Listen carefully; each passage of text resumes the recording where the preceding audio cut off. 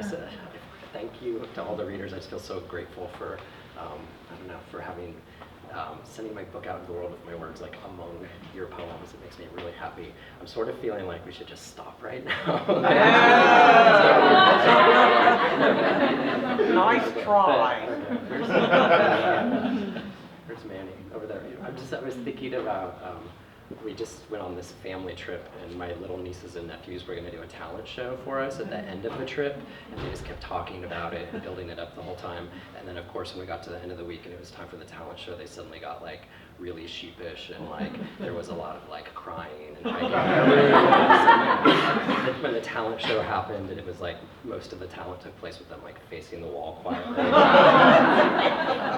So I'm feeling a little bit like that right now, I guess, as I'm going to read from this book of love poems. I think there's, like, I don't know if this is probably revealing, but I think there's something sort of embarrassing about poetry, maybe in a good way, but I think there's maybe something extra embarrassing about reading love poems. But anyway, here we are. Now at your lips. Now at your lips, each fleet thing recedes. History you know is a boy asleep.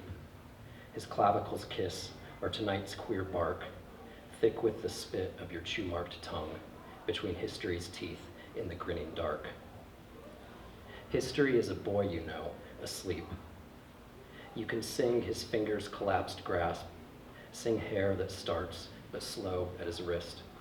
Sing this palimpsest, forearm, sheets, slope of his chest. Clavicula, Latin for little key. When it turns, you know history is a boy asleep. Know his body's code holds a century's dreams, so sound their deep, unsounded seems, the terrible pleasure of being deceived.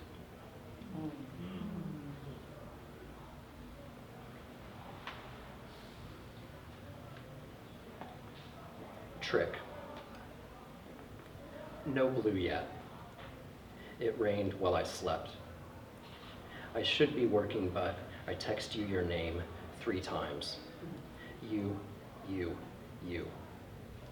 Perhaps you'll come over tonight. At my desk I write, the day goes gray as weathered wood. It might rain again. When you text me a picture of yourself in front of a mirror, masturbating, your face obscured by your phone, the sun blinks on. The sky smells of wet wool.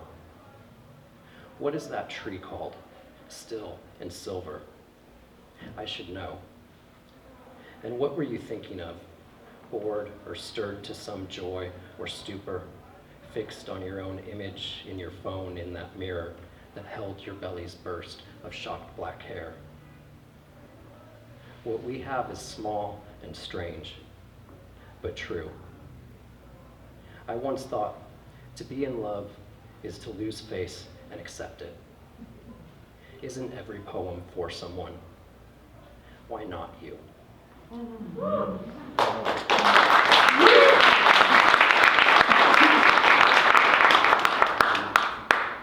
A handful of poems in the book share an invented form that I think of as sort of a cross between the sonnet and the villanelle. They're 14-line poems, and there are 10, I think of them as discrete lines, sort of lines that are just sort of plucked out of journals and notebooks and things, could stand on their own, with 4 of them repeated. So here are 2 of those poems. How That Bird Sings, 10 discrete lines, 4 repeated. How do you doubt your bird was untrue?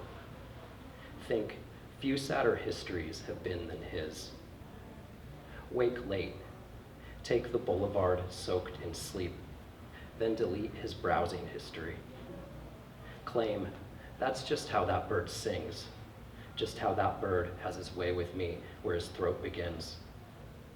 Wake late, take the boulevard soaked in sleep, where the wide turn of hair thins at his thigh, or perk your ears at the erased tape's hiss.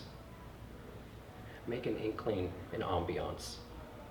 Decide, few sadder histories have been than his. How do you doubt your bird was untrue? Think where the wide turn of hair thins at his thigh, how the trivial fucks with the divine.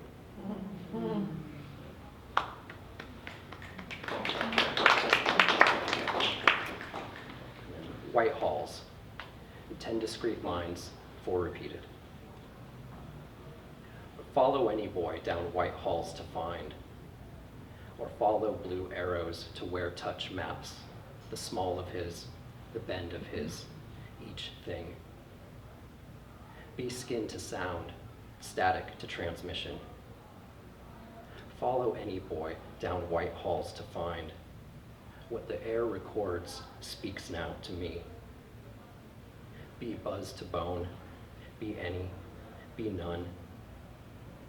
Wait for the swoon where the cassette's teeth catch, the small of his, the bend of his, each thing. Or follow blue arrows to where touch maps, room after room after room after room. Begin at the end before my heart breaks. Funny what the song in memory becomes. Be buzz to bone, be any, be none.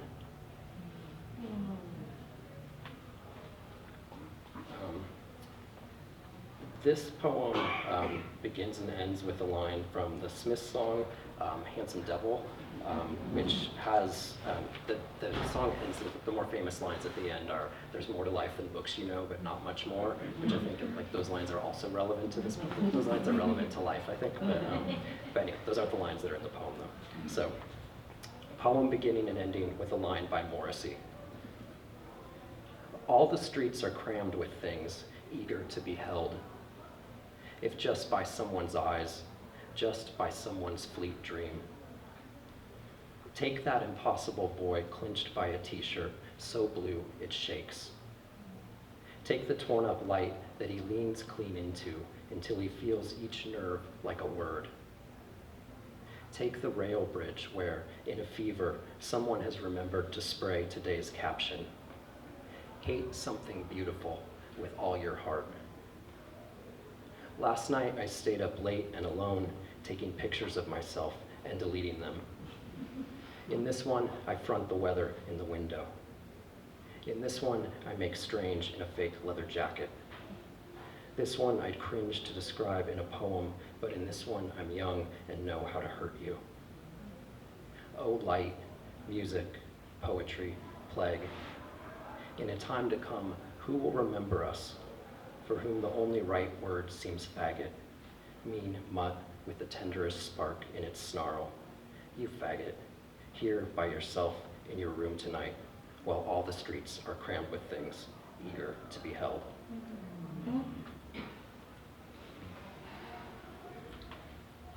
All right.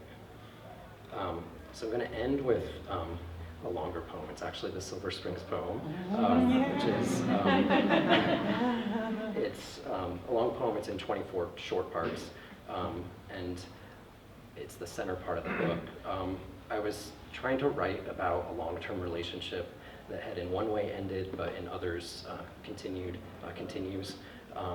and thinking about like what happens to friendships over long periods of time. And I started to think about the fade out as sort of an alternative form of closure to something, you know, like fade outs in songs is like sort of like the volume slowly turns down, but it's still going on somewhere, you know. And I was thinking of the songs that fade out, fake fade out, and then fade back in. Like it could always come back in somewhere. The song could always start somewhere. So Silver Springs is a song that ends with a fade out. Silver Springs. 1. For some time now, I've been wanting to write a poem about or like Fleetwood Mac's Silver Springs. It would be a poem for you. You might not ever read it. I don't know if that would matter. 2. Stevie Nicks described Silver Springs, written about the end of her relationship with Lindsey Buckingham, as a real heartbreaker. 3. All that cloudless fall, I listened to Silver Springs on repeat in the car, but it did not let me know how to leave you. 4.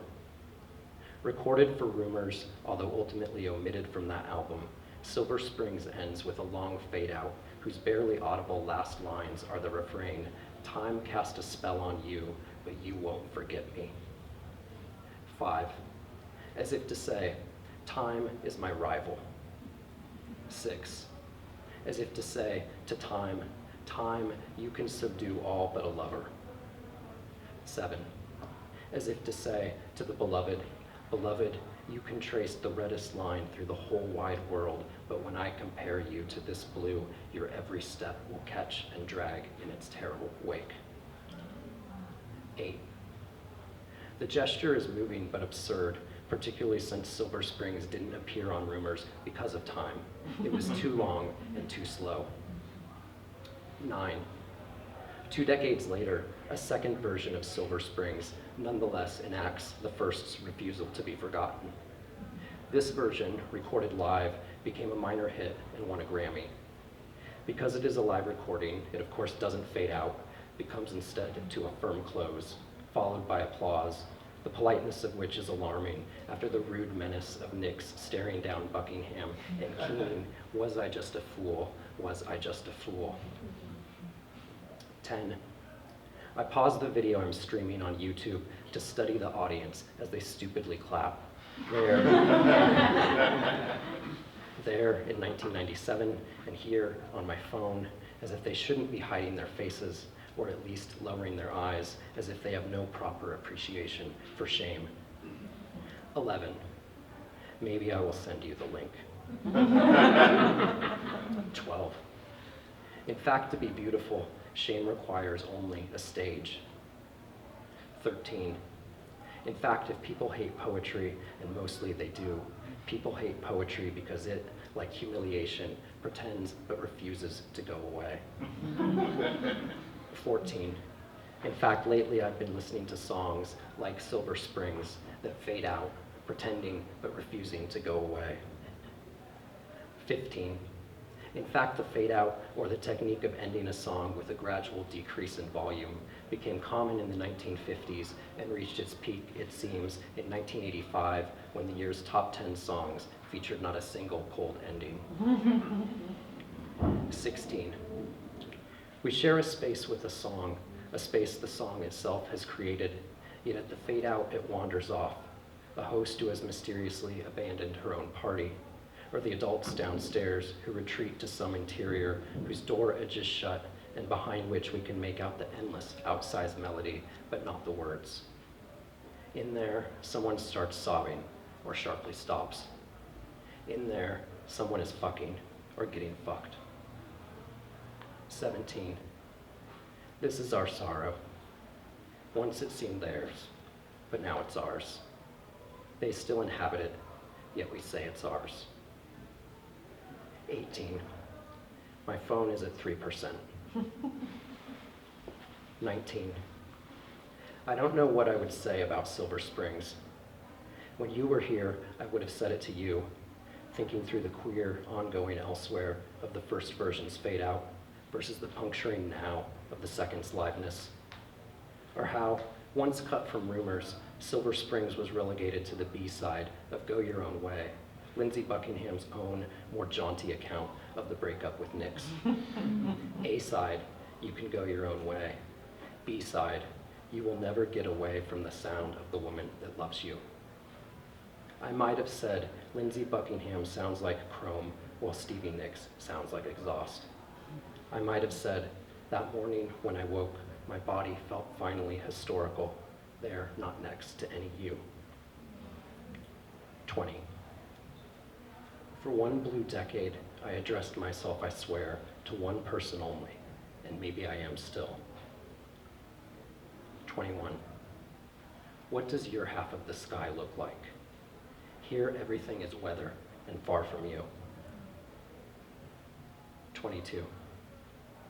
For some time, I've wanted to write a poem called Silver Springs, a real heartbreaker, but this is not that poem.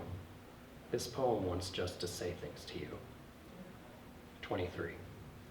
Do you know who you are? 24. And if so, then I do too.